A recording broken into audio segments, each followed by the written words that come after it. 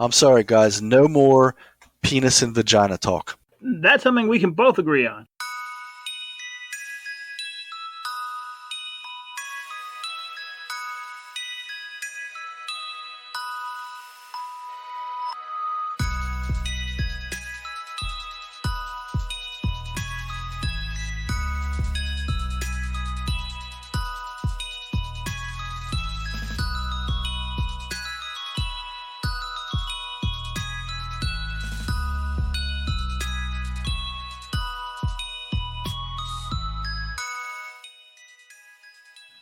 It's Thursday, February 4th, 2021.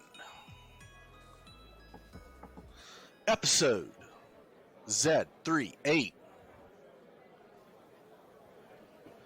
You are about to go down the rabbit hole with Joe and Brian. I'm Brian. With me, as always, is my good friend Joe. Joe, how you doing? I'm well, on yourself? I'm doing pretty good today. Good. Of course you are. Yeah. So, how's your week been? This week has been dragging. And Yeah? I was gonna do my ordinary, just positive, oh, it was great, but I'm like, no. This week, in particular, has dragged. No elevator etiquette today. You're going to be real. Yeah, keeping it real. REEL. REEL. I like it. Well, this is my for those who care, which my diet is going strong, man. No. I mean, I care because hey, I mean, you sounded the alarm, man. I mean, things were getting real dire. I felt like they were, but this is well over a month now that I've been. My body has been in the ketosis state that I talked about at the beginning, and have you noticed any? I mean, last week you noticed that your transfers were going well, and you believe that your stomach had gotten smaller, which actually, yeah. I think so, man. I think so. Yeah, I just I can't tell. I'm going to have to see someone who just hasn't seen me for next time I see my brother is going to be my gauge on whether I've physically lost weight, because he's brutally honest with me. Well, and it's one of those things that he'll probably be able to see it as soon as you show up. Yeah, and once he says if he notices it, then maybe I'll start noticing it. It's weird like that, I guess. But I feel good, man. Sleeping, I've been sleeping good. It's just it's like it shouldn't be a surprise, and we've talked about this before, but it's amazing how your body reacts when you don't abuse it all the time. You show your body some loving, and it'll love you back. Yes, that's a beautiful way to put it. Let's leave it there. Before we go any further, motherfucker, give me 2 fingers of Southern Comfort. What the bartender bring you tonight, Joe? The bartender brought me a screwdriver, and I think I have to credit you with putting screwdriver in my mind, because you made reference to vodka, and I'm like, wait a second, vodka. Well, we can do something with that. Yeah. And so, likewise, it's almost as though we coordinated this. I'm also drinking a screwdriver. Yeah, but although mine is a bastardized, no sugar version of one. But it's funny because I was gonna say yours is a screwdriver with an asterisk. Yeah. That's that artificial sweetener too, right? I'll be honest, I don't. It's those Mio. It's those Mio drops. I don't know exactly what their what their sweetener is, but if a few drops can sweeten an entire glass of water, trust and believe is not natural sugar.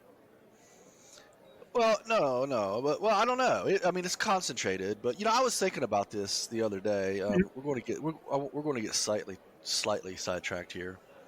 Happens. But you've made it well known your feelings on aspartame, Yep. even though I did some research on it, and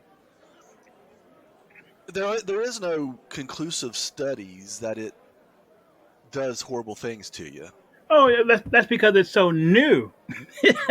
They never. Well, no, it's been around for a while. I mean, and it's been approved. It's been approved. I mean, How long has if it it been was, around? huh? How long has it been around? Like, was it around when little Brian Newman was running around? Well, no, but that but that Sure. but that is what prompted this discussion. Hmm. I think back, because I was drinking, I drink the zero products of the companies like Pepsi Zero, Coke Zero, Mm-hmm. Sunkiss Zero, and they taste to me they taste the same as the regular product. I no Now I don't thunder. mean they're not diet, but Mm. the zeros, and to me they taste the same. Well, I mean, Now let me make my point before I know you disagree, but let me make my point first. yeah. Our kids, and this was me also, grow up just guzzling all of these drinks that is just packed with sugar. Mhm. And there is no doubt that sugar is the root of obesity problems. And I just wonder, if a generation of kids grew up on something other than this sugar. I just wonder what the effects would be, because I don't think anyone would argue that our kids have an obesity problem.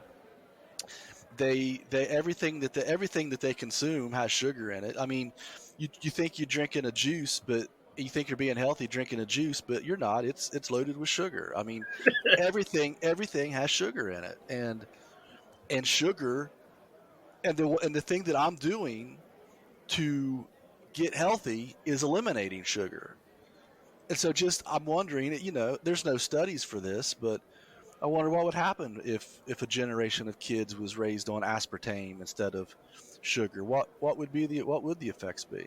I don't know. Maybe it would be horrible. Maybe they'd all develop cancer and die. I don't know, but no one knows. And it's just I, but I, we do know what happens. We do know what happens when they consume sugar nonstop.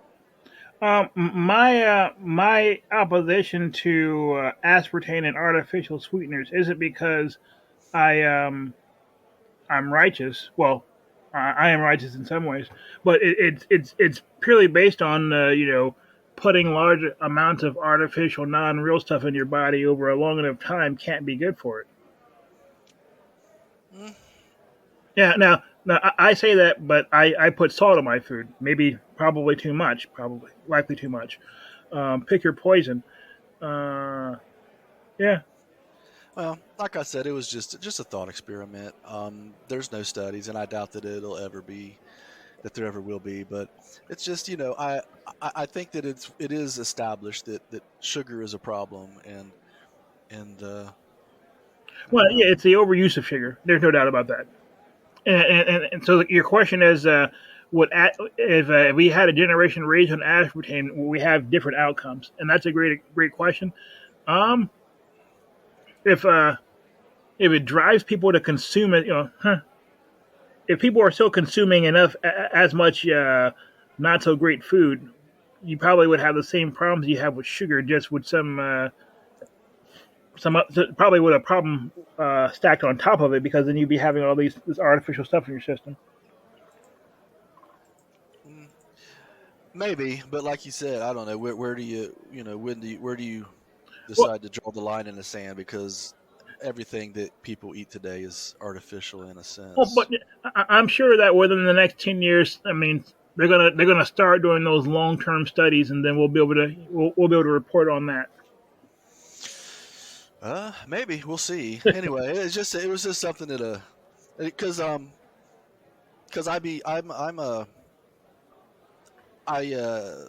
I've been counting the best that I can going off packaging. I've been counting my calorie, carb, and fat intakes, Mhm. and so it's I mean, it's just so. It's just so when I wasn't paying attention and I wasn't worried about, and I was just doing whatever. I'd hate to see how many calories and carbs I consumed in a day. Oh And yeah, it's yeah, so yeah, easy, and it's just so easy to do. yeah.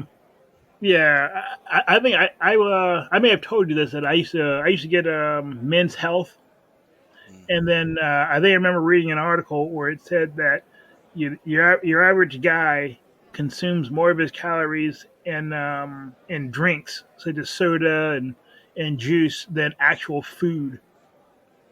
And I think I may have read that while we were hanging out. You may have. I remember when you had those that subscription or those subscription. That was what back in Ethicon days. Yeah, yeah, yeah, yeah. And yeah, I'm pretty sure that one of the times, maybe one of the very first times we were meeting, uh, I had just recently noticed how much Pepsi I was drinking, and so I think I maybe even switched to start drinking something else. I think that's why I started drinking the poor man's lemonade. Yeah. Well, it's yeah, it's. I mean, we all have. I guess I've worked in an office before where a guy brought in 2 liter bottles of Mountain Dew every day And and did he just have drank teeth in his mouth still?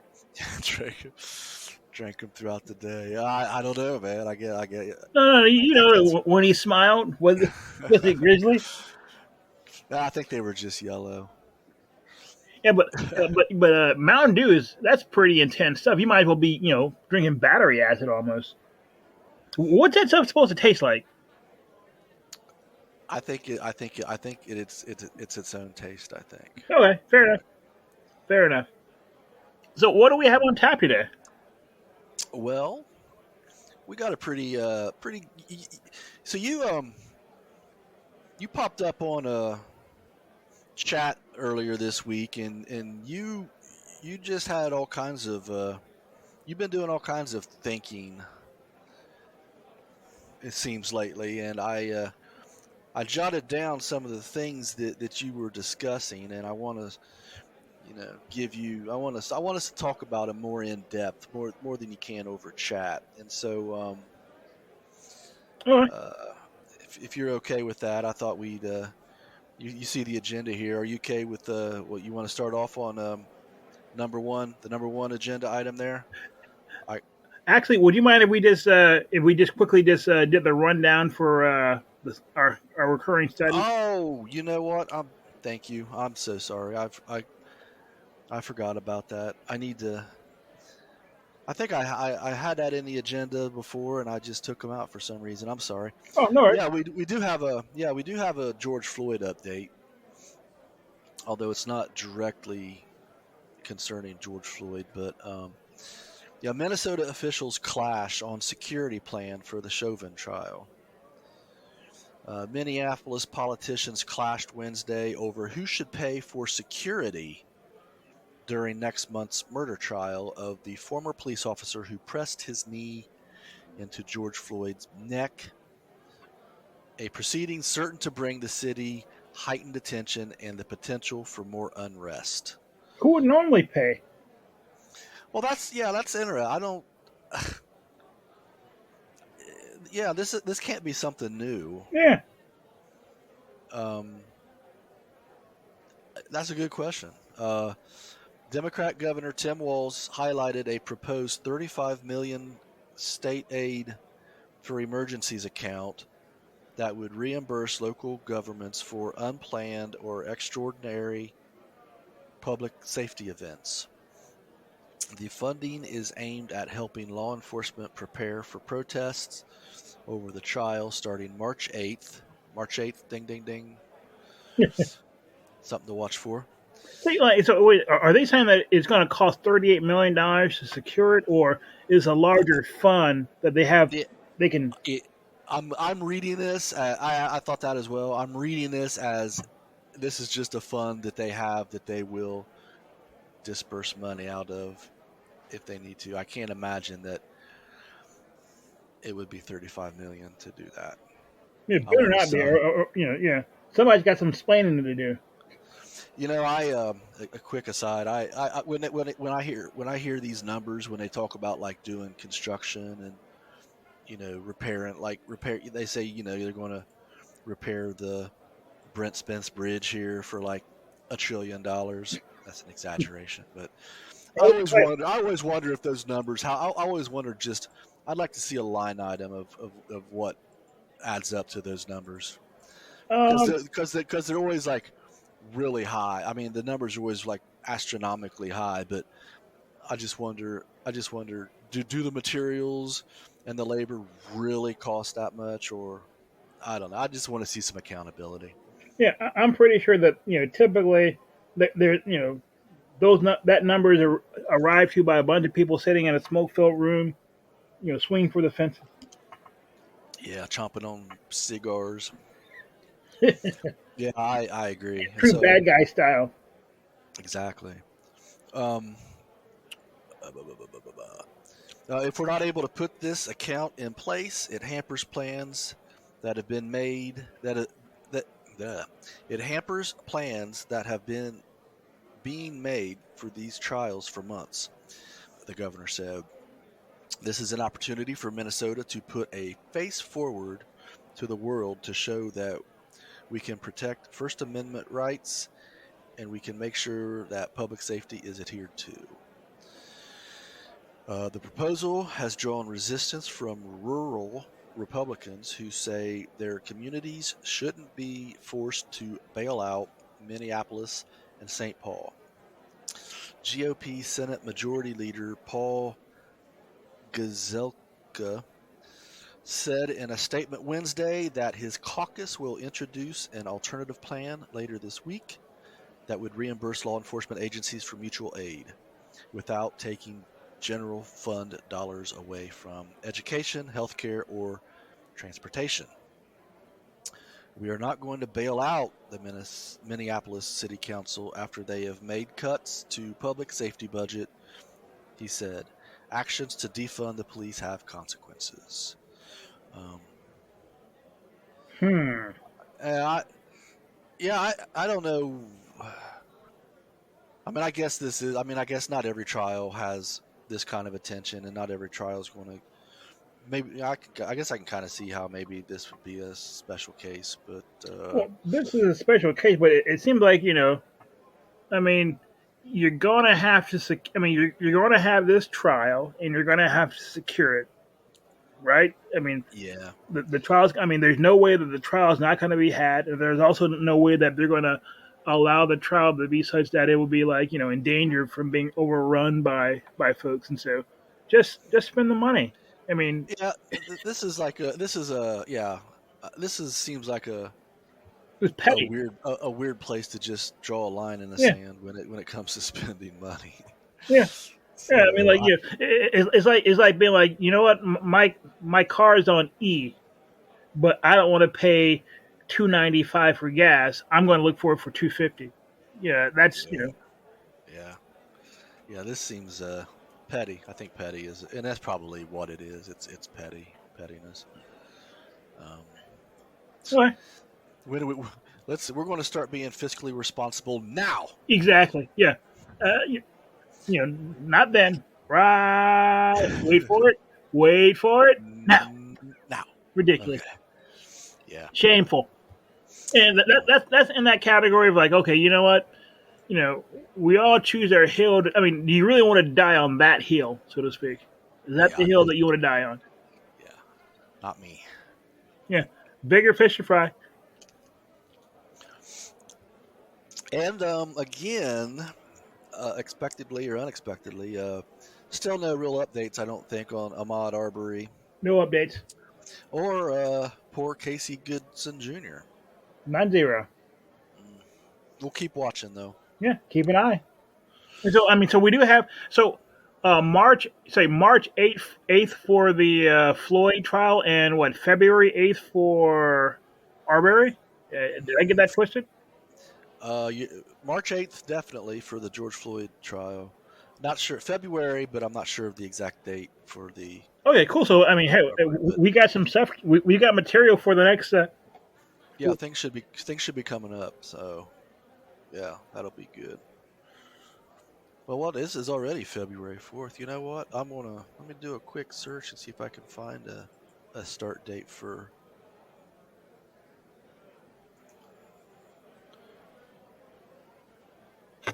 Let's see here.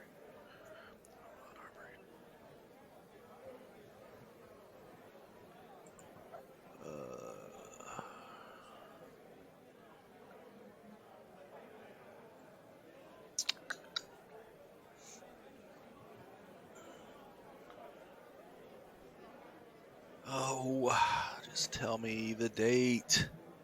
No. I mean, that was the old Google where you just ask a question and get an answer. Yeah, isn't that right? They have. Yeah, I remember when I first used this ain't Google. the time. Huh? I said this ain't the time for me to jump on my soapbox. But yeah, go Like, ahead. oh, it must be 8 o'clock on Thursday. Isn't there a place you should be, Brian? On a soapbox somewhere? Uh huh. Like, yeah. What I of was ready. I was ready. You triggered me. You almost triggered me. I was ready to jump up and start preaching. it? In Good. the book of Newman. Start date.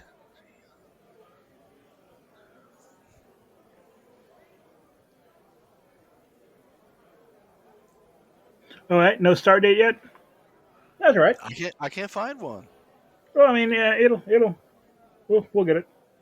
I mean, I'm pretty sure they're not gonna be able to start the trial without us knowing. Right. Pretty sure. All right, folks. Well, yep, we'll bring it to you when we know. Uh, with that taken care of, yeah, let's jump into this is not entirely, but this is going to be a pretty Joe focused show. If Oh that's all no. right. I mean, okay, so you might as well just start the snoring then. No. Because yeah, I listen to our shows pretty religiously, and you always have the fun stuff to talk about, and I'm always bringing up topics like freaking serious depressing stuff and stuff that makes us both look bad. So Yeah, but all of my fun stuff is really just a bunch of aspartame. It's it's not. There's no redeeming qualities to them. It's just stupid stuff. aspartame inspired or fueled. Yeah, exact content. All right, so what do you want to know? Well, the first you popped up. The first thing you brought up was you mentioned, you asked the question, are we in how did you call it, a slow civil war? A Is that low how you phrased it? like a low intensity insurrection. Pre Civil War. A pre Civil Yeah, War. Are we? like a low intensity insurgency. Um. And so when you say insurgency, I'm guessing you're talking about Trumpers, right? Um, yeah, not necessarily Trumpers. But I've been thinking about this, and they're not necessarily. Oh, yeah, the best way of saying is there is definitely a Trump element, but Trump isn't the beginning and end of it. So Trump is a portion of this insurgency, of this low intensity insurgency. Now, Only a portion, though. insurgency is a loaded word now. It is, and actually, So you're choosing it purposefully. yes. And just for that's a very good call there. Let's see here. Insurgent.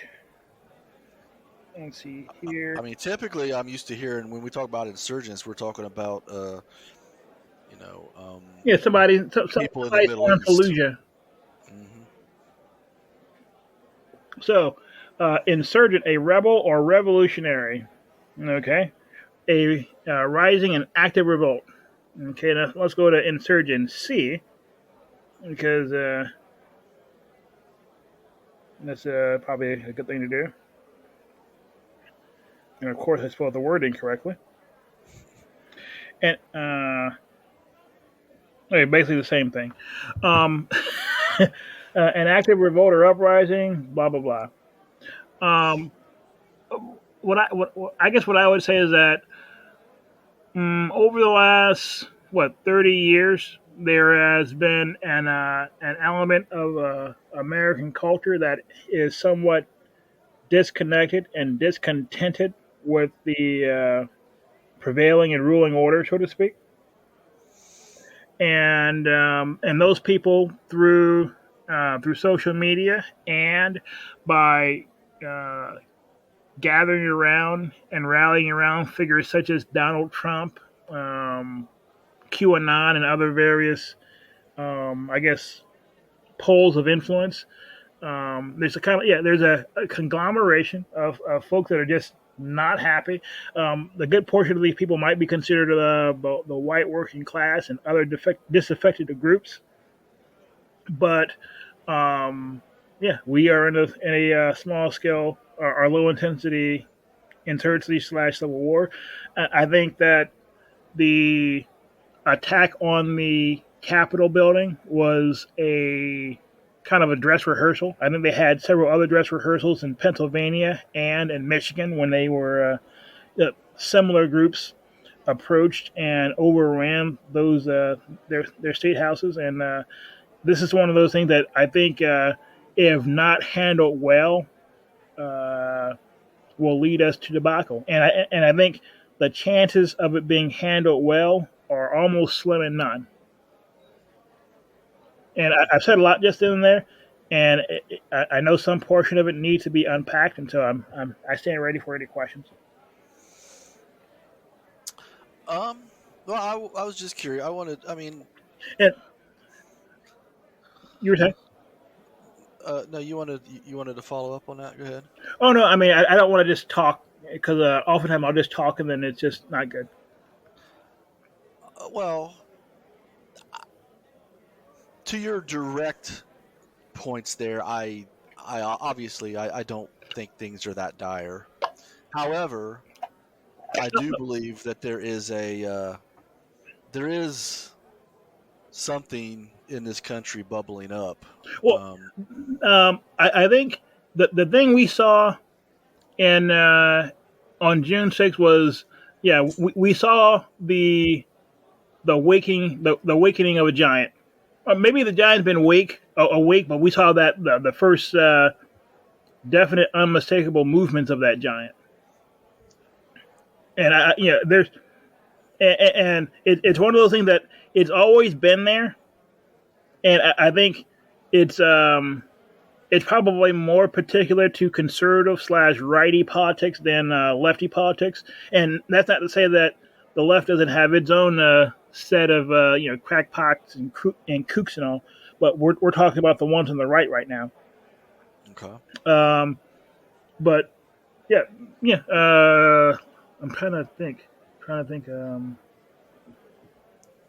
And yeah, I think I'm probably stereotyping, but I think stereotypes typically around 85% true. So, also, yeah. Okay. Now I know I said a few things that are you probably disagree with, but please feel free to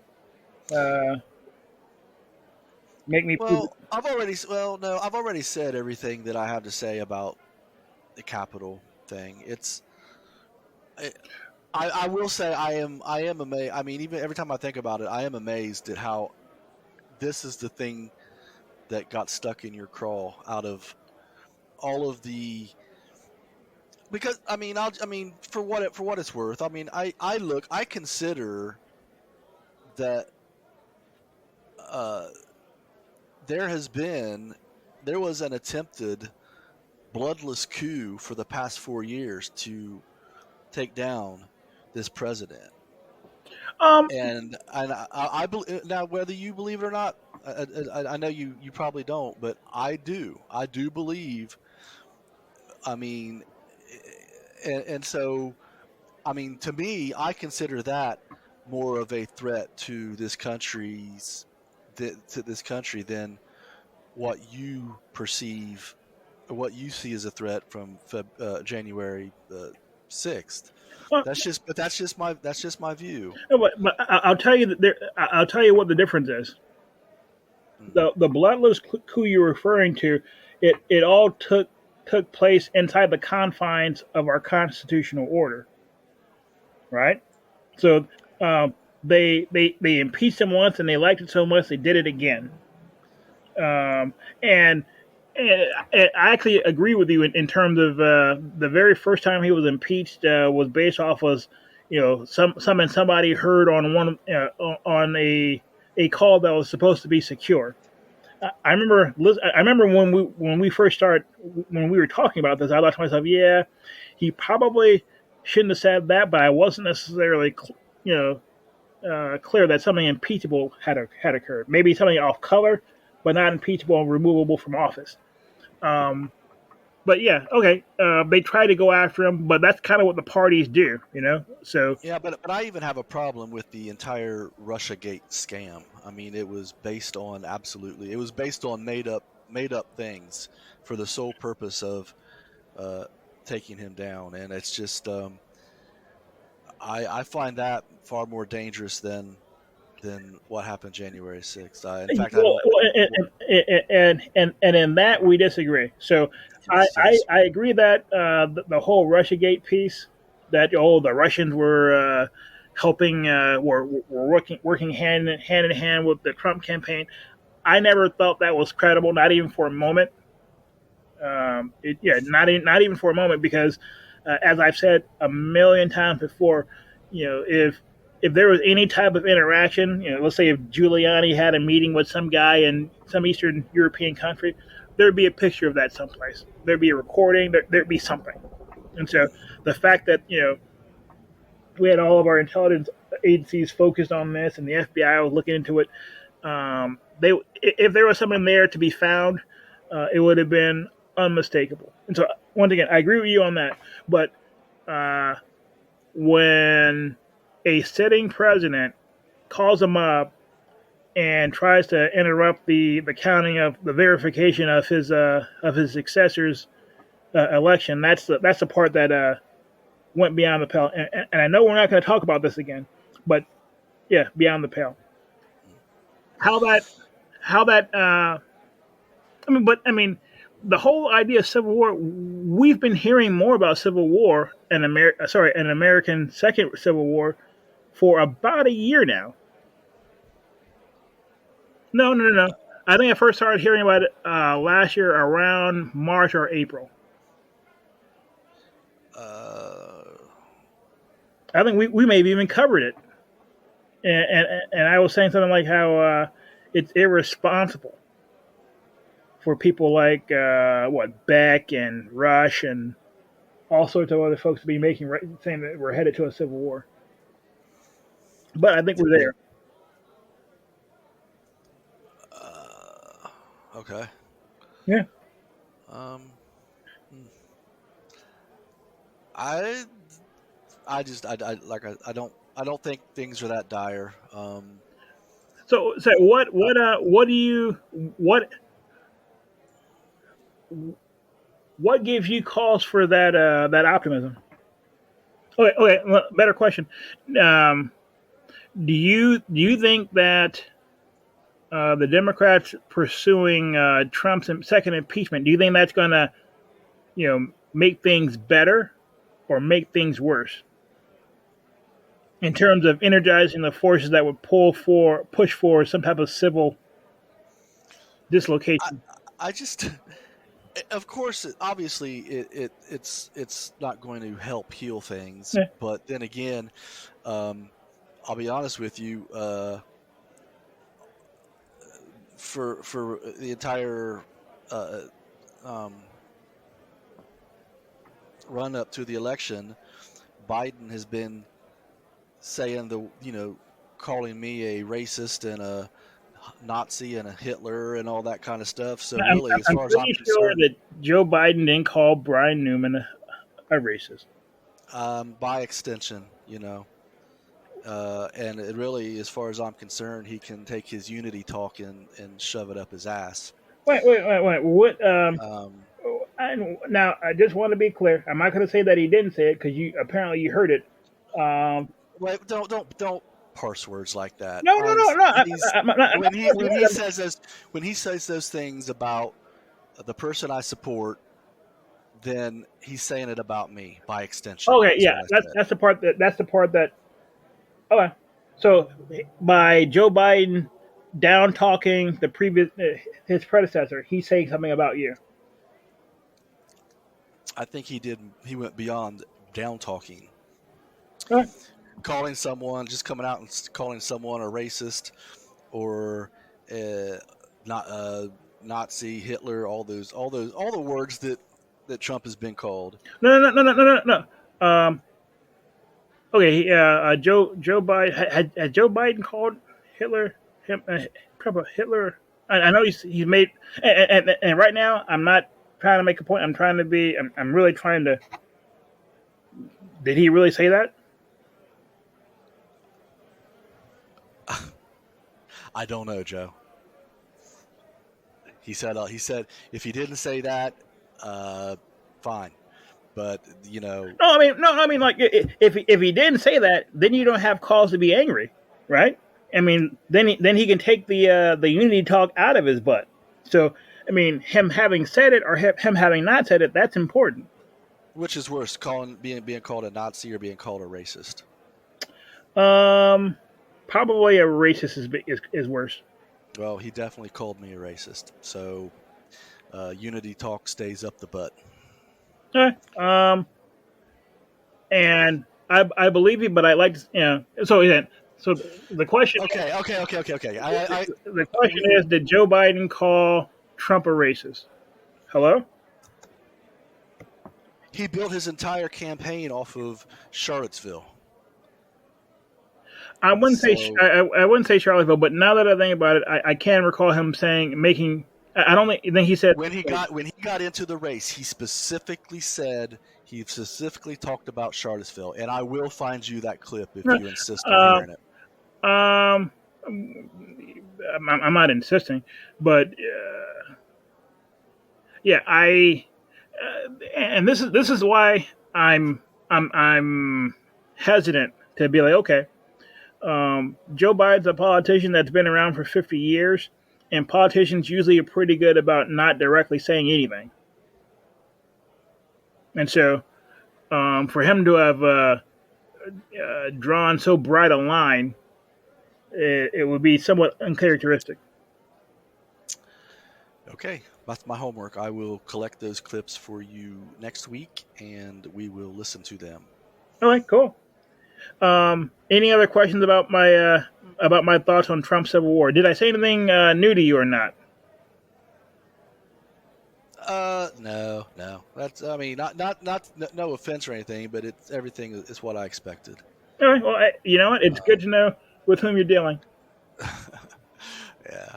Now this next one, I like this a lot. This is, the more I think about it, and I don't know if you have proof or not, but I don't know. I like this, and I called this one China's long play. And you originally couched this to me as saying that you think that China, in a way, was probably behind 9/11. Oh yeah. And your argument was good. I liked it. And we all know that, and that's why I called this China's long play. That's what China does. They're fine with taking their sweet time to get what they want. Yeah. So if you want to talk about that some, go right ahead, because I really liked this. Broad outlines. That China has been, I would say that China has been at war with, an undeclared war with the United States for, I don't want to say back as far as Nixon, but for a long time.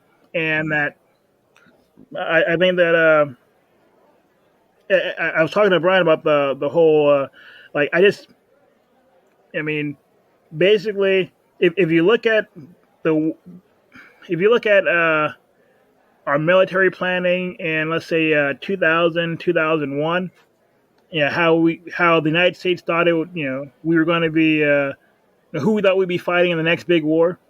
Uh, in 2000, it was China. Right, 2001 comes around, we have that 9/11 piece, and then quite literally the next 20 years is basically the United States being embroiled in wars and in the Middle East and in Afghanistan. I honestly believe that the you know, and this is in Joe's brain that there probably was some some Chinese general or something like that whispering in the ears of Bin Laden and a whole bunch of other extremists all around the world to hey, do it, do it, do X, Y, and Z. And I think Obama, Bin Laden took him up on it and became famous as a result. Um, yeah, and if you just look at kind of like how you said, if you look at the way they are accustomed to acting, they don't mind taking the long game.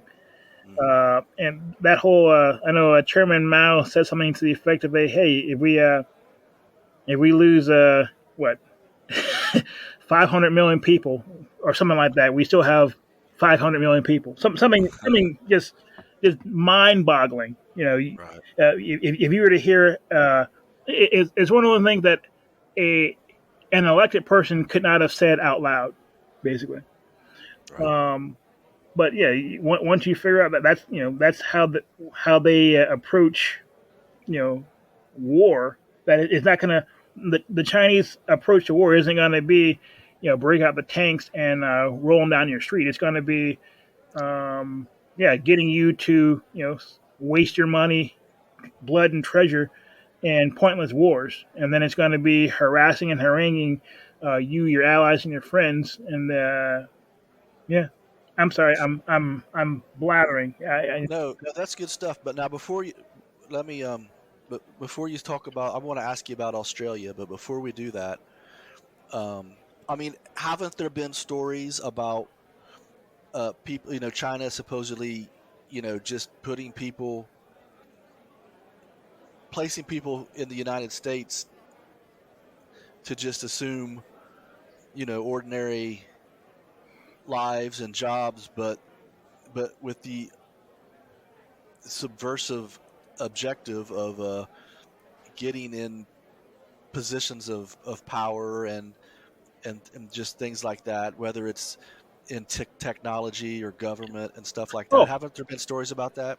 oh, that's well documented and rife. And actually, thank you for saying that and making reference to Australia. Yeah. Part two of the conspiracy theory for me is that China is engaged in a strategy called elite capture, basically where they try to draw near, get close to the cultural, political, and the cultural and political elite of whatever country in a way to basically leverage that elite population's outsized proportion of what word am I looking for? Influence to make the effort of taking the country down that much easier. Well, I mean, there's no doubt. Well, There's no question that they have a huge influence in Hollywood and mhm. the NBA Yeah, and probably others as well. But I mean, Hollywood and the NBA are yeah, huge yeah, cultural yeah. influences. They're huge cultural touchstones. So Yeah. like Hollywood is they control the images.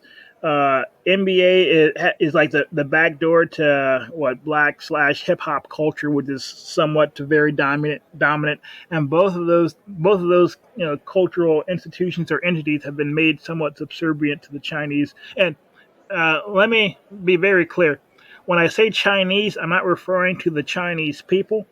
I'm No, referring exactly. to the Exactly. well that Exactly. yeah. Yeah. Go ahead. Yeah. We're referring to the Chinese, not even the Chinese government, the Chinese Communist Party, which sits on top of the Chinese government and the people and the military, and pulls the string. pulls the strings, and so um, And I can expand. Not that it matters in this context, but I can expand that to just about any time we talk about groups of people. I'm generally talking about the bad seeds that sit on top and run things. mm, I don't.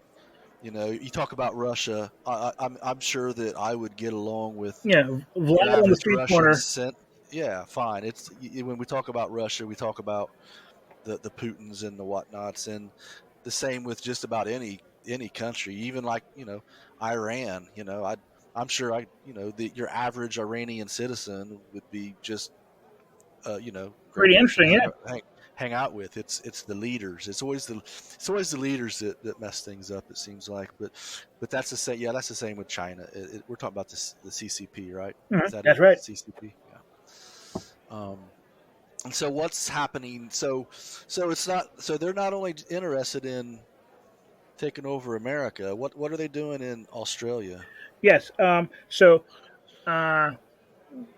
uh, basically, they're engaging in that same strategy that I made reference to before, elite capture, and so um, basically they show. I mean, they show up to your country and they show up money, large piles of it, and they go around buying influence. Um, so at universities, they might start a Confucius Institute where they teach Chinese culture and language and stuff like that. But it's usually a thinly disguised front for pro Chinese propaganda in whatever subject country. Also, they're well known for engaging universities and sticking students. So for example, if you're on a college campus and you know you see a Chinese student, chances, this is going to sound terrible, chances favor if that Chinese student is studying something is not because that's what they're passionate about. It's because before they got on an airplane, they got a tap on the shoulder from somebody that was in one of the Chinese police or security services saying that you're gonna study X, Y, and Z, and while you're there, if you come across anything interesting or anything that we tell you that's interesting, you're gonna pass that back to us. And so as a result, um, a lot of American technology, American, Australian, foreign country technology is stolen on the regular by Chinese students slash spies, so to speak. Mm. Um, and did I ever? Did you ever? Were you able to look up ABC and China's Silent War or anything like that? I'm sorry, no. No, okay. But yeah, it's like the Australian broadcast channel, the Australian version of the BBC. And basically, Yeah. if you just type it in, war with China, they have articles and Okay, I did do the search. You told me to do the search earlier, and I did do that search, and I seen the article. I seen a lot of the articles come back that you were talking about, but I didn't go further than oh that. yeah, I mean that's something we were talking about kind of what off the cuff yesterday. So I don't think you Yeah, had a lot of time, but yeah, I think that yeah we are in a undisclosed one side no yeah an undisclosed conflict with China, and I think that it's only going to be getting more and more let's see, not hidden in your face. well, yeah, I agree that I think that there are there's something that needs to be dealt with now. His opponents, or at least people on the right, some of the outlets that I listen to, they they think Biden's first name is Beijing. They Well, call him Beijing Biden. Do you think that we have that Joe has a Chinese problem? yes, I do remember. It's like 2 years ago when I think China had done. I'm sorry, Trump had done something like slap some tariffs on China, and then like you know Joe Biden pretty much came out maybe that same week with some really out of step happy talk about China. In fact, I'm going to type it in Joe Biden happy talk about China. I'm pretty sure it'll pop up. But he does have. I mean, there's every reason in the world to believe that he's got an issue with China because the Democratic Party has had a China problem since Clinton. Um, since Bill Clinton, and so Joe Biden's been a senior senator up a part of the most senior levels of the government for what 50 years, and so there's no doubt he's got Chinese tentacles Okay. up his butt. But let's see here. I don't want to I don't want to be pessimistic, although after my life has no value rant last show on the last show, you may question that, but I almost think that at the end, China will probably win this. And that's it's funny that you should say that because it's one of those things where like if the United States wants to maximize its chances of victory, we should want to go to war with them and have a kinetic war with them sooner than later. So every year that goes by that we haven't hashed it out with China is the year that they've gotten stronger. Do you think that, let's say that we come to the conflict hits its crescendo and something happens, do you think we're going to have like a military war, or is it going to be something else? I think it'll probably be something else. It'll likely take the form of Taiwan falling. So I don't think it'll come to us.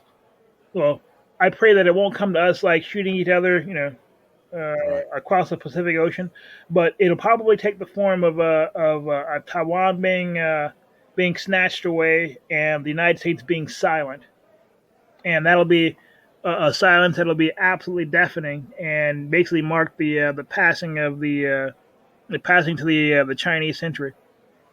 Yeah, so yeah, I don't think it'll be friggin' Red Dawn Chinese people showing up on the shores of California, but it will be a slow drip whereby it'll be a slow drip where by the time people realize what's happened, it'll be too late. I know they got a lot of people, and I'm sure their military is massive, but do you think that they can project their power as well as we can?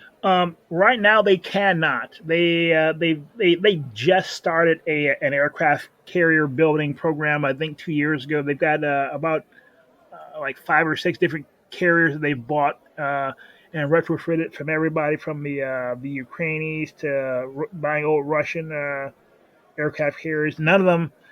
They don't even have a blue water navy yet. Still like a brown water navy, close to shore.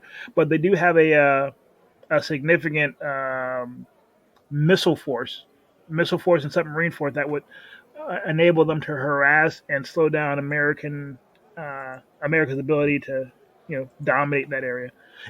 A war with them, a shooting war with them would be beyond a catastrophe. Even though they are comparatively, we have an advantage now, but that advantage shrinks once again every year. Interesting. Yeah, that's when you first said that China was behind 9/11, I wasn't sure, but the more I think about it, why wouldn't, I mean, they just chipping away, just chipping away, and so why wouldn't they? And they may have even funded stuff. Like I said, I'm sure that there was some Chinese general whose name was from one of the 100 families, Khan, strong name, but true blue through and through, Chinese patriot, probably was on his job traipsing around Central Asia trying to start stuff. I honestly believe that, and we'll probably never actually find those documents, but it just stands to reason to me. And I know, yeah, people are going to be listening to me and be like, yeah, I never knew that Joe was crazy, but. The more I think about that, the more I'm like, no, that's something that I could that I could I could buy as well. It's that, it's yeah. I mean, terrible thing is, if I had like hardcore proof, I probably would sit on it. Yeah. Like, I mean, I've got evidence of something really, really awful happening, but if I tell everybody, something even worse is going to happen. So never, no. Well, Joe, I think we're right around maybe the halfway mark of the show, maybe a little past that. What do you say wow. we take what do you say we take a quick commercial break? Okay. We got sponsors yet? Cool. Yeah. So no. I'm gonna go take a comfort break. You can do whatever, and let's reconvene here in a few minutes. And to the listening audience, you won't even know we were gone. And we're back. And we're going to talk next about now. This article calls him the QAnon shaman. Now, I'll be honest. Everyone has seen this guy. Yeah. He was a guy that was a Viking. Yeah, and I never. I'll be honest, and this is just me, the way that I'm wired. I see that, and I just rolled my eyes and was like, attention seeker, and I didn't. I never bothered to find out anything else more about him. I mean, I saw some. I mean, he was one of the guys. Like, there's some video of the folks that after during the raid of the Capitol, where they're like literally in the Senate chamber looking through the parliamentarian's book, looking for the dirt, and it's one of those things. You hear this screaming in the background. Okay. And it's him. he's like oh, like that guy we the actor, famous actor. We covered his father's death because he died with on top of gosh, what is his name? Matthew McConaughey.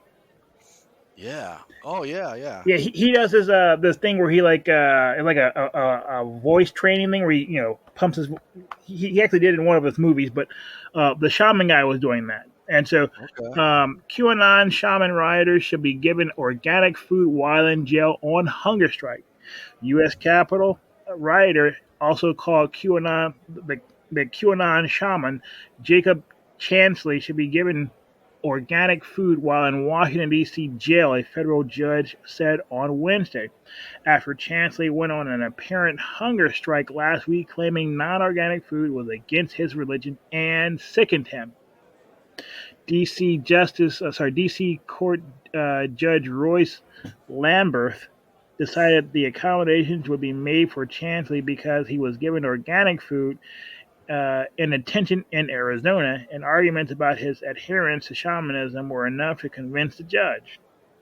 Chansley hasn't eaten since Monday, said his attorney. My client made it clear that while he did not oppose fasting, he was not in a position to put his body things that shamanism believes are impure, things that suck life out of your body, Chansley's lawyer Al Watkins said to the courtroom on Wednesday.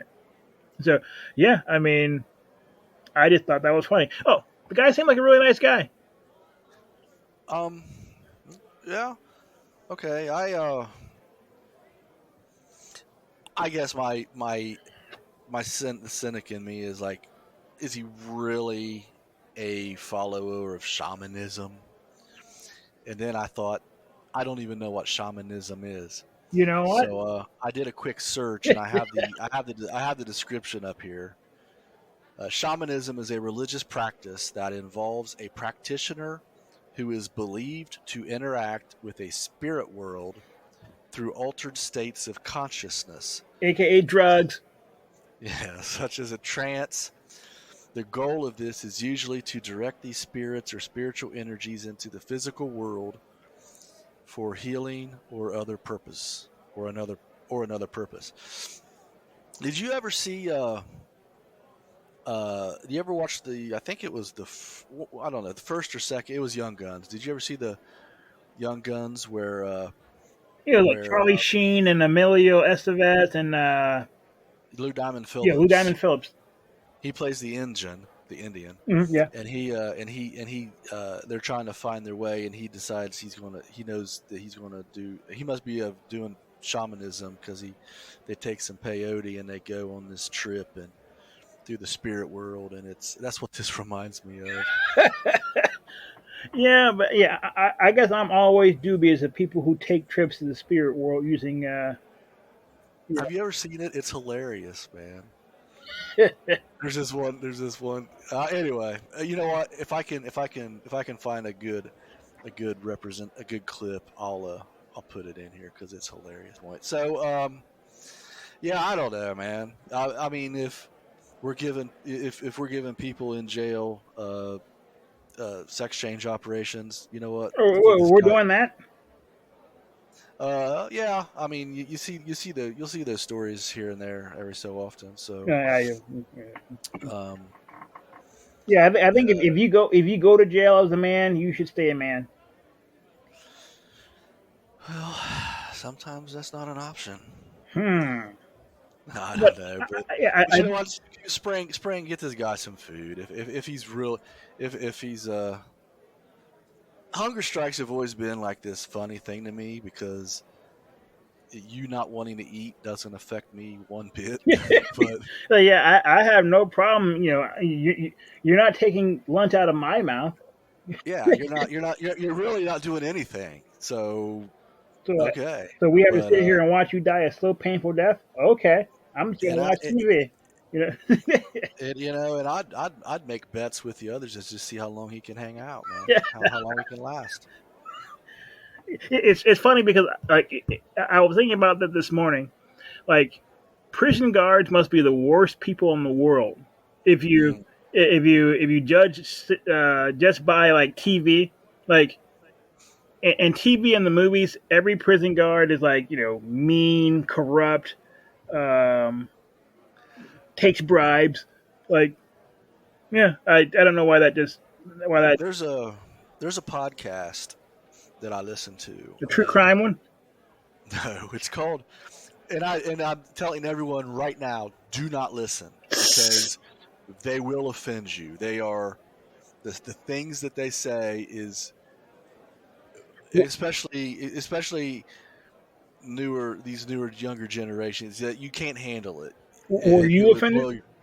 No, I'm not offended because I have a sense of humor, but there's okay. I'm trying. I'm not trying to cause problems, but I'm just saying that they say very offensive things on this podcast. Right. Not towards anyone or any group of people or anything like that, but just it's a very sexually explicit podcast, but it's called the Brohio podcast, and it's just two guys from Dayton, Ohio, who they talk about conspiracy theories, supernatural stuff, just all that kind of. They're in that group of podcasts, and so, but they say the most great. That's beside the point. In a past life, they I think they both worked as prison guards at different prisons. And yeah, do you need a sip or something? Yeah, I need a drink. Sorry, my throat my voice just went out on me. Well, it's funny because it happened like that. Yeah, I felt it coming. Okay, so they in a previous life they both I think worked as prison guards, and they will occasionally, at least especially one of them, will occasionally tell stories about of things that happened when he was a prison guard. And you're right. Yeah, they can they're not, the prison guards aren't aren't the best of people, man. Yeah. For some reason, yeah, I was thinking about that this morning. Like, yeah, like I think every time I've seen a movie in a prison guard, and usually the prison guards are like, either the bad guys or they're working for the bad guys. There's like, Yeah, there's yeah, for sure. there's not a movie where there's a prison guard in it and he's a good guy. Right. Yeah. So anyway, I lost track, but you know what? Get this guy some food. Yeah, That's all I got to say. yeah, yeah. Interesting aside. Yeah. Next up on the agenda here is an interesting discussion too, and Yeah, that's witty. No Green Deal. oh, yeah. You want to talk about that next? Sure. You're familiar with was her name Marjorie Green? Again, Marjorie Taylor Green. Yeah, I only from seeing headlines and things like that, but I never really, I don't know anything about her, and I'm going to learn more in this segment about her than I've known it before. So Deal. House to kick Green off committees over embrace of conspiracy theories.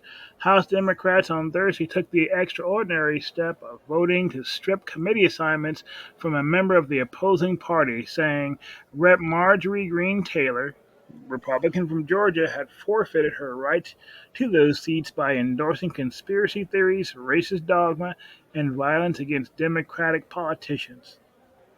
Lawmakers passed a resolution largely along party lines, 230 to 199, to remove Green from her House Education and Budget Committee after Republicans declined to take action against her themselves. 11 Republicans crossed the line in a rare rebuke of a colleague from their own party. And I'm not gonna. You want me to read their names, or do you care? I don't care. Yeah. The debate. I wouldn't know any. I don't know. I don't recognize any of them anyway.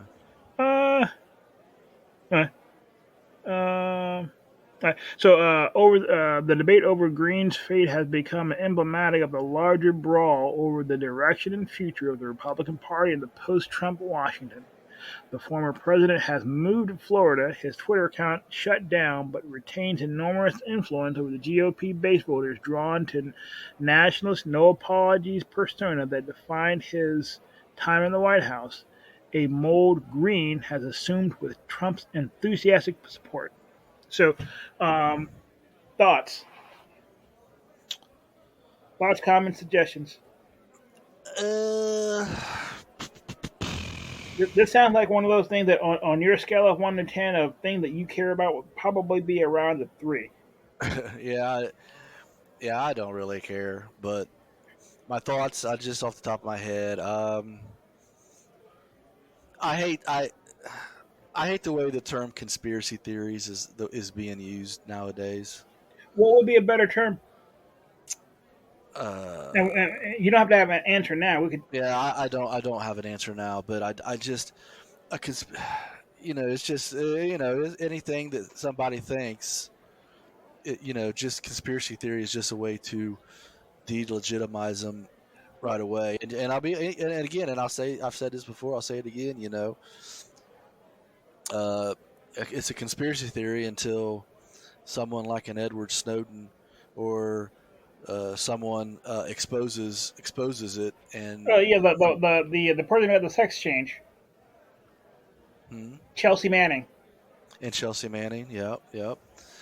So and this is just part of, I mean, this sounds like just another version of this is just like a lesser version of Trump being the help me out on this draw. He's been like removed from office. Words. We are not winning with words today, man. Today, Junior. Impeached. Yeah, this is just like the Democrats run shit, man, and they got the votes, and so they're gonna wield power, and go ahead. Oh no, I'm sorry. I don't want to interrupt you. You were saying? elections, have consequences, and uh, Democrats maintain the House, and they have the vote, so they're going to do this stuff. Does she deserve it? I don't know. If when I hear things, racist dogma and violence against Democratic politicians, I'm assuming that all goes back to January 6th, which we've established how I feel about that. So Actually, I don't know, man. um, actually, regarding how you feel about that, I'm not clear. I know that you view it with derision, and you don't take it highly seriously. Right. But yeah, I know you deride it, but I wouldn't say that I'm clear as to your thoughts on it because Well, I guess I want to know what they. I guess first, before I can address this, I want to know specifically what conspiracy theories, what racist dogma, and what violence against Democrat politicians they're referring to. I need to know that before I can, because if she legitimately came out and explicitly said racist, violent things, then well, I know. I oppose that. I oppose that completely. But Yeah, if we're talking about uh, people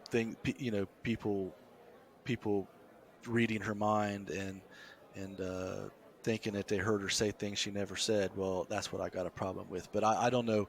I want to hear specifics about what well, they said. I can speak to some of that. Uh-huh. The violence against Democratic politicians was her saying that before she got elected that someone needs to put a bullet in Nancy Pelosi's head. So that's the violence against Democratic politicians. Endorsing conspiracy theories. She's the sole member of. She's one of what I think three members of Congress who have actively endorsed QAnon/QAnon theories, um, and the QAnons were well represented in the raiding party on the Capitol. I can't speak to the racist dogma they're referring to, but I Okay. actually have a somewhat nuanced opinion about this. Okay. Maybe not nuanced. Um, okay, so this lady gets elected by the people in her community, and they send her to Washington. Um, yeah, I'm with you. No patience for the racist dogma and violence against other folks, but hey, they did send her there. She is their chosen representative, and I think it's out of order for them to try to strip her of her seats because they don't like the way she how she talks. I and Let me ask you. You would know this. Um, what what do you have to do, or how do you get put on these uh, um, committees? well, basically you get elected to Congress and you know you show up to Congress and you're like, hey, you're going to be on a committee, and you basically say, hey, what do you want to be on, and you're But I basically mean, is there any rules? I mean, if a Democrat, I mean, I'm thinking the Democrats were probably running things when she got to Congress. So why did they put her on a committee in the first place? my understanding is that let's say the Democrats run the place and there are 12 seats on that committee. The Democrats would get like seven, and the Republicans would get the remaining. And so it's one of those things that because there are more Democrats in the House, they're going to be able to. I mean, they're always going to have more numbers, and so they're always going to be more plentiful on the committees. How you get on a committee? Basically, kissing button, expressing your preference. But there's no specific rule or formula for how many people from each party are on a committee. There are. I mean, I think each committee has a specific number of seats. Okay. Yeah, well, yeah. One. I mean, if she said that who Nancy Pelosi needs a bullet in her head, I don't think anyone thinks that she was serious about that, but shouldn't have said it. Shouldn't have Yeah, said it. especially when someone went out and put a bullet in another politician's head. Uh, That yeah. Gabbard, you remember the one they shot, who was shot in the back of the head in Phoenix, Mm, Arizona? Her yeah. husband's now a senator. Right. Gabbard, Or the yeah, Gabby. yeah, Gabby Gabbard, yeah, Gabby. that's her. Yeah. Yeah. Or the Republican who got shot on the softball field in Oh yeah, I mean, Washington. Steve Scalise. Was that who it Yeah, was? Okay. yeah, I remember Did he that. die? Did he die? Oh no, he didn't die. Someone died. I think the guy that was doing the shooting did. Oh. Yeah, so yeah, I'm not going to lose any sleep over this chick. She but again, this is just to be. I think that this is more than anything. Just Yeah, this they this is have this is their payback. This is yeah this is payback. welcome. We run ish. So, Well, you know what they can. You know, it's their it's they're running things now that they can do that. their Okay, prerogative. so I see why you wanted because that leads us into the future of the Republican Party. What say you? Uh, um, I think that the future of the Republican Party, I think slash hope. I don't like the Republican Party as it is right now. Um,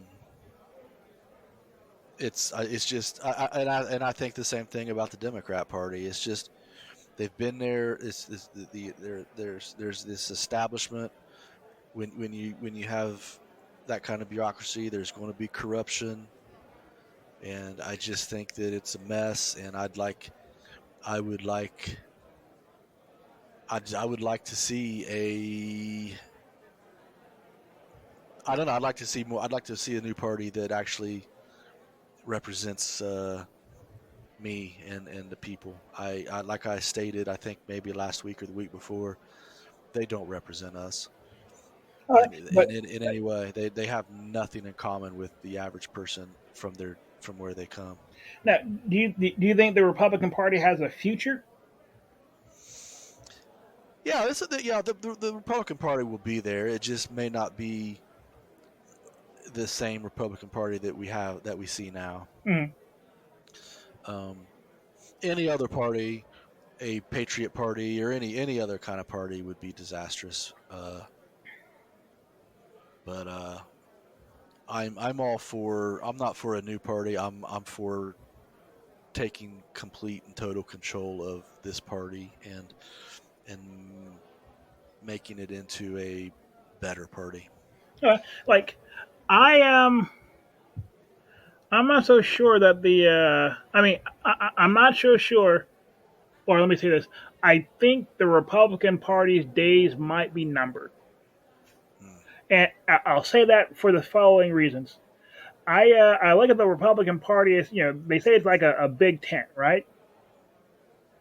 The GOP Grand Old Party, okay. and as far as I can tell, it seems as if there's a significant.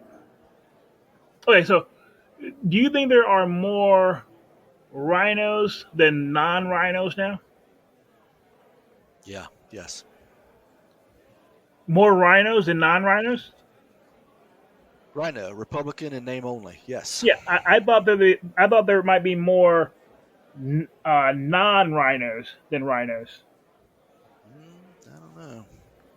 But yeah, I guess I say that to say that I think you've got the party. What the pretty much the uh, the big money, big business types.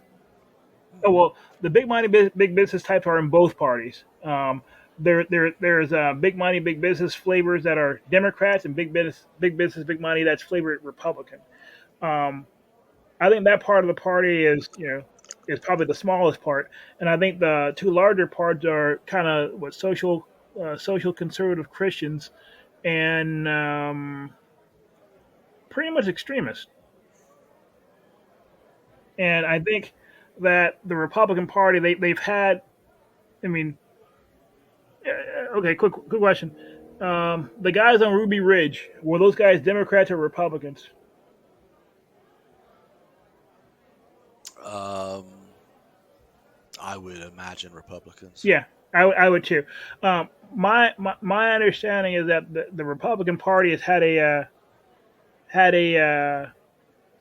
kind of like a wing of the party has been like the extremist group, extremist part of the party, and it seems to me that it's been a minority that's been growing in size, and I think when Trump came to power, that minority that had been growing in size probably got larger than the actual traditional Republicans, and um, yeah, I think the party's going to be torn apart. I think a lot of the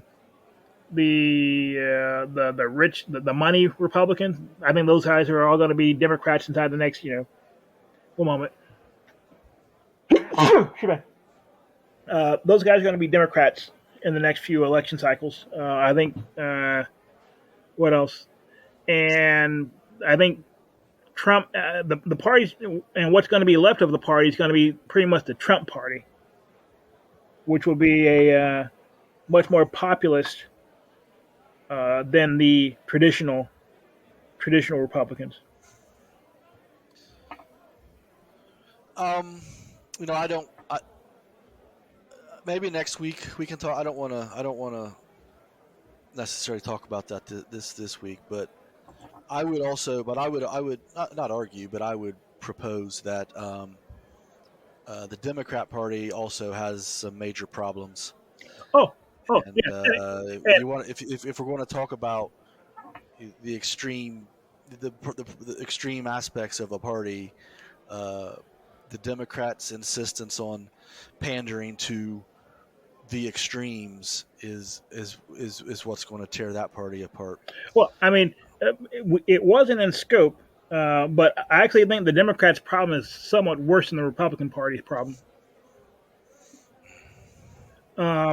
We can, if we're not ready, we can talk about that. Right, We can talk about that next week. I'll put that on the agenda. When I update these show notes, I'll just replace Republican with Democrat, and we'll hit that next week because yeah, that settles it. Yeah. I only have my thoughts on it aren't completely formed yet, and I don't know if yours are as well. So mine aren't either, but just really briefly, something I wanted to touch on. I think one of the big things that the Democrats have to worry about is a real perception issue. If you look at I think there's like 47 executive orders written by Biden now, and I think I had a list of the executive orders. I think the very second executive order he did was an executive order on immigration, and I don't know why the Democrats are once again, it's why are they playing with immigration again? It's like literally the very first thing that Joe Biden did was say, "Hey, we're going to swing the gates open to the country during a time of world pandemic." Just so, well, the knee jerk answer from your typical Republican would be that they see it as increasing their voter base. That's the knee jerk. That's the answer that a Rush Limbaugh would give is they see it as increasing their voter block. If they're not yet, they soon will be the biggest minority in this country. Oh, they are the biggest minority. Okay. Yeah. Well, they I think they crossed that threshold like in 2013 or 2014, something like that. So, But it's probably more nuanced than that. I'm guessing. I don't know. I don't know why. I It, don't know it, why. it is it is more nuanced, and this is the part that gets evil. So, I think the last executive order Biden signed was February 2nd. There it is. February 2nd, immigration. One moment. Public benefits. Aims to address economic and political causes of migration. Works with organizations to provide protection to asylum seekers and ensure Central American asylum seekers have legal access to the United States. Rescinds Trump administration policies and guidelines. Also initiates a review of policies that have effectively closed U.S. border to asylum seekers. The thing that annoys me is that they're parsing or phrasing this in terms of people who are seeking asylum, but I think the true reason they're so gung ho about reforming immigration is because they want to make sure they have access to cheap labor. And sorry for being so long winded, but yeah, they don't care about the people. They want to make sure that businesses can continue to have access to cheap labor that they can exploit. Well, it's funny because I was going to say that the Democrats see them as increasing their voter base, and Republicans see them as cheap labor. Well, I mean, and, and I mean, but you've got a Democrat pushing to bring them in. I think the Democrats are just as business minded as the Republicans are. I think that Well, the big difference is that the Democrats are less likely to be upset by social issues. They don't mind if a gay person is around them as much. But again, they're every much as about the dollar and the bottom line as the Republicans. and then again, this takes me back to I think the what I've been saying in the clip I played last week or the week before. But we really got to stop. It's hard to do, but we really got to stop thinking about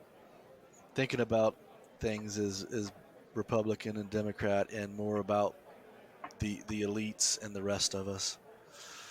But that's not always applicable. I know. I mean, I know that there are legitimate differences between Republicans and Democrats, but a lot of this stuff that's going on is, the people, these people don't care about party. They care about power. And Yeah, I honestly think that the biggest difference between Democrats and Republicans right now is a name.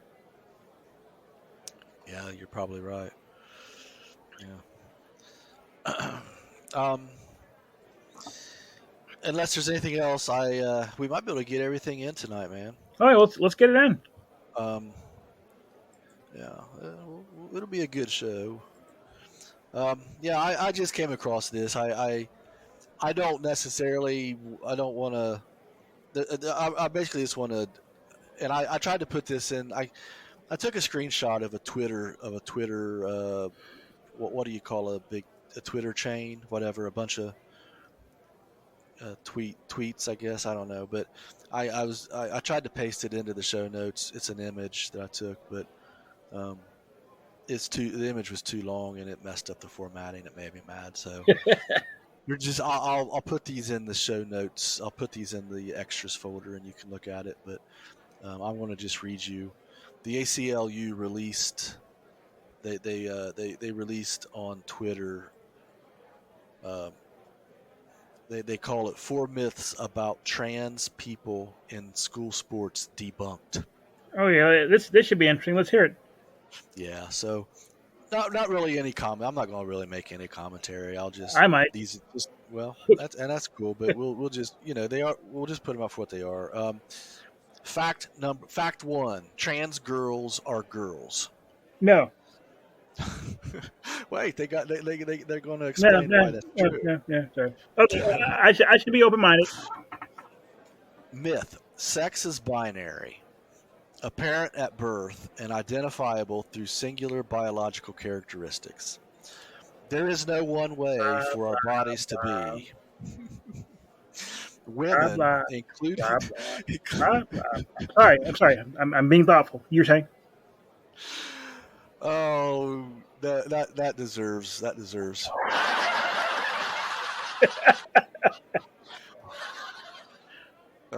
You're funny, man. Funny Blizzard. Um, there is no one way for our bodies to be. Women, including women who are transgender, intersect, or disabled, have a range of different physical characteristics. Now this is a crazy thing. Mm. Um, I think I always thought that gender was a pretty settled question. I mean, I think it is in many ways just that binary. You look down in your pants and you have an answer. Right. And it's only not binary to people. I mean, it's like yeah, it's like the 10 like it's the point oh one it's a point oh three five it's a 0.05% that are trying to reimagine our use of words and gender, and I just have low tolerance, low patience. I feel you, man. That's the thing that you would watching modern television today. You would think that it's 15-20%, not Like 1 out of 5 a people is yeah. trans. No, it's a very minor very vocal minor minority that Mm, are apparently very culturally powerful. I mean, yeah. I don't know how they got it either. I call it the LGBT mafia, Oh yeah, but yes, you did, or the uh, Rainbow Mafia. the rainbow mafia. Yeah. But okay, what are the other facts? Okay. Fact number 2. Um, Trans athletes do not have an unfair advantage in sports. Okay, yeah, no, they do. The myth: trans athletes' physiological characteristics provide an unfair advantage over cis athletes. Uh, Trans athletes vary in athletic ability just like cisgender athletes. In many states, the very same cis girls who have claimed that trans athletes have an unfair advantage have consistently performed as well or better than transgender competitors. does I mean, so they're basically saying that men and women are essentially the same. Do you believe that, Brian? I personally do not, Right. but you know. Um, Fact 3: including trans athletes will benefit everyone. No. And it says myth: participation of trans athletes hurts cis women. Excluding women who are trans hurts all women. No. No, it doesn't. It it invites gender policing that could subject any woman to invasive tests or accusations of being too masculine or too good at their sport to be a real woman. I mean, they could eliminate that entire problem by just not allowing trans athletes. Yeah.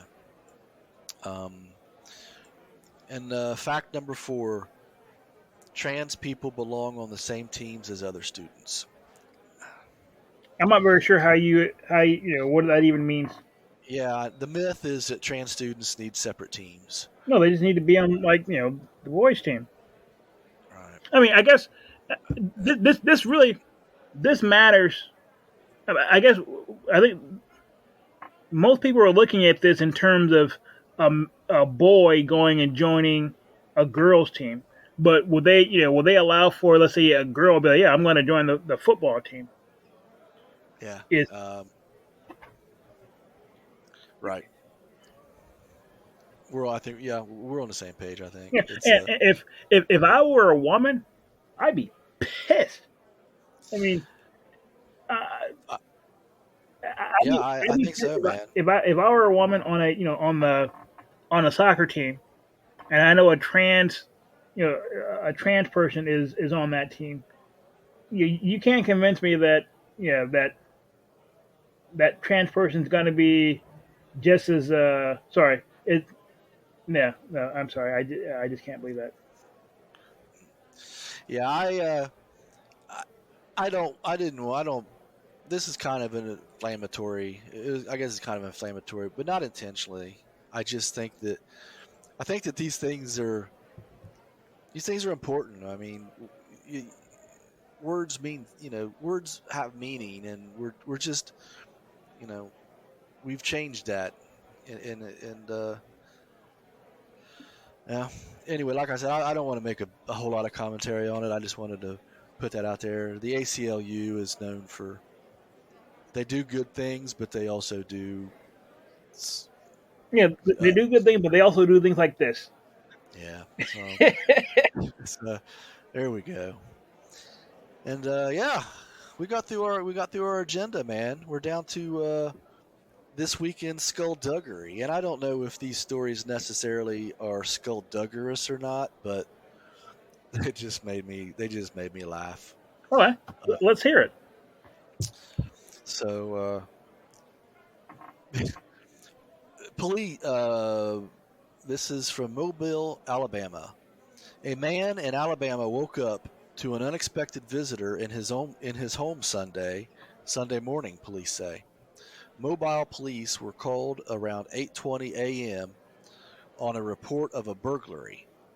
The man who lives in the home told officers he woke up and found a stranger standing in his bedroom, drinking a Coca-Cola and holding a bag of pepperoni from his refrigerator. Okay. Now, just right there, I mean, hell, that's been me on some nights. What, standing up and looking up and find someone standing in the room with a Coke and a bag of pepperoni? No, it is me in the kitchen eating a bag of pepperoni and drinking Coke. But anyway, he told police that he had to physically force her out of the home after she told him she was cold and hungry. Yeah. Bastard. Well, I mean, she couldn't have been that cold. She's drinking a Coke. Right. As it turns out, the woman said she was cold and hungry, making it quite clear that this. Oh, okay. And so, the writer of this story thinks he's a funny man. So, this is his take on it. As it turns out, the woman said she was cold and hungry, making it quite clear that this man was very single. Because there's no way you are cold and hungry, open a refrigerator and grab the pepperoni unless it's literally the only thing in there, right next to the Coke and Jim Beam. Police tracked this guy could have been me, right? Or Brian for that. Police tracked down the pepperoni perpetrator at a nearby church and took her into custody. Hopefully, she'll get the help she needs. As for the victim, goodness, man, get yourself some vegetables. All right.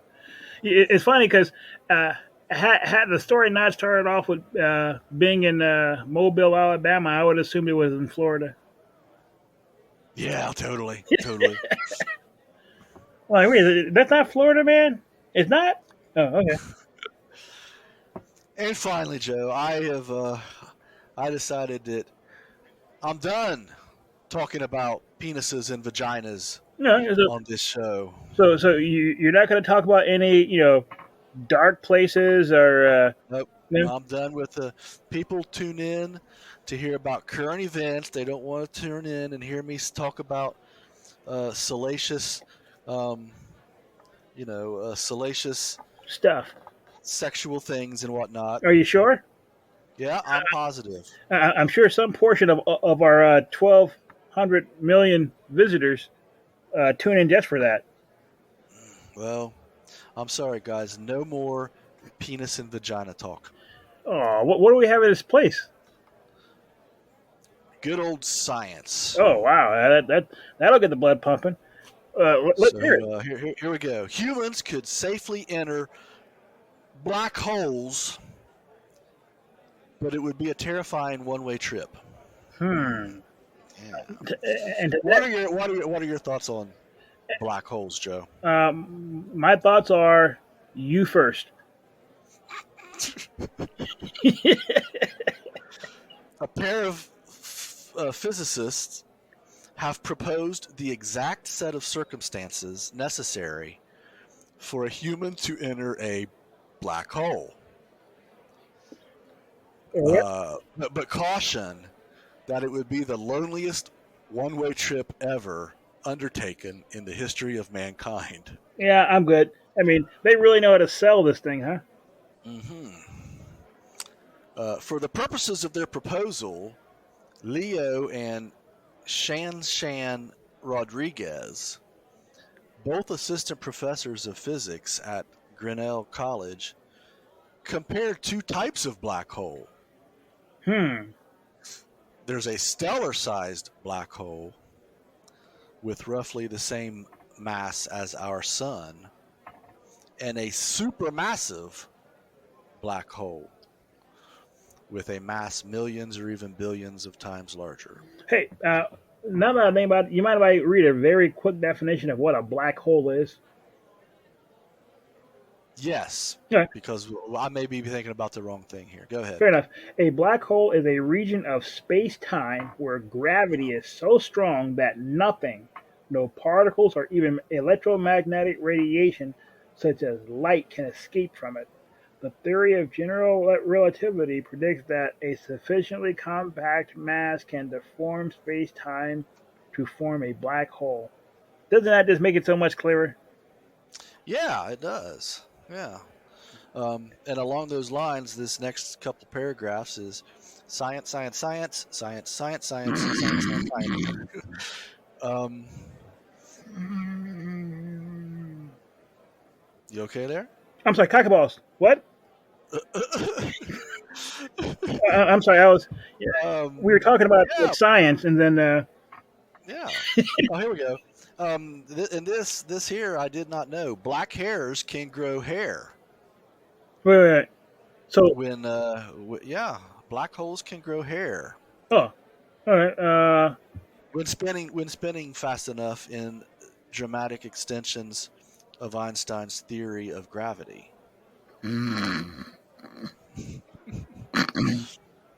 Hairy black holes. If a person were to cross the event horizon of a stellar-sized black hole,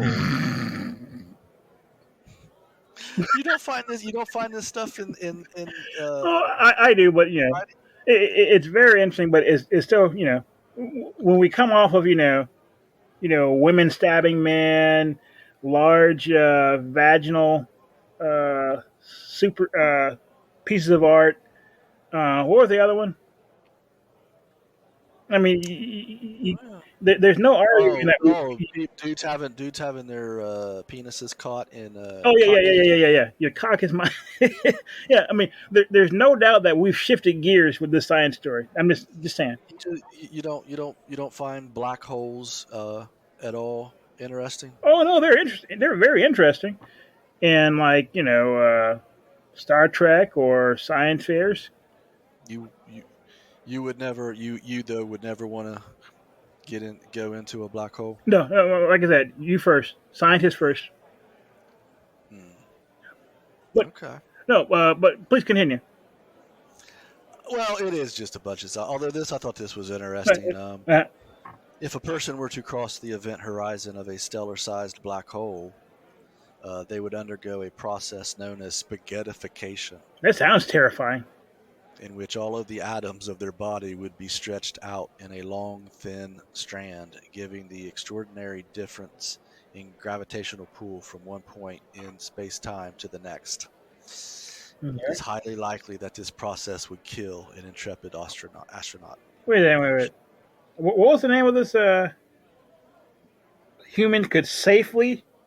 That doesn't sound safe at all. In fact, nothing about spaghettification sounds safe to me. Yeah, they go on with some other theories here on how you might survive, but I don't know. I guess the Down the Rabbit Hole podcast is just going to our advice to our listeners is to stay away from the black holes, people. Yeah. I mean, the only hole that they should be around is around the rabbit hole. That's why we're here, man. Yeah. Yeah. All right, Joe. Well, that brings us to the end. let me do a quick shout out to our YouTube peoples. Please like, subscribe, and share. You know the routine. It doesn't cost you anything. It conceivably could help us out. So, and mostly I ask you to just share this with other people. Um, you got to be, come on, you got to find something that we say entertaining, right? Yeah, yeah. I mean, we're some entertaining people. We are. We're so sure of it too. Yeah. Yeah, I mean, yeah, of course we are. I know we are. Yeah, We have to be. my mom tells me that all the time. Yeah, exactly. Um, so yeah, and if you're still here, you are cordially invited to join us here again in 7 days. We're going to do this all over again. What do you mean? What do you mean cordially invited? It's be there or be square. Oh, I'm being kind. Oh, yeah, right, You right. know, This is the kinder, gentler, more cuddly Brian of 2021. I'm told that I'm at work. I'm told that I'm too nice. I always, when I ask people, I ask people to do things, and I need to just like say, hey, do this. Yeah, that must be work, Brian. That's just me. Yeah. So anyway, Joy, sorry about that. Joe, as always, it's been a pleasure. And looking forward to doing this again. I'm sure we'll chat in the meantime, but yeah, take care.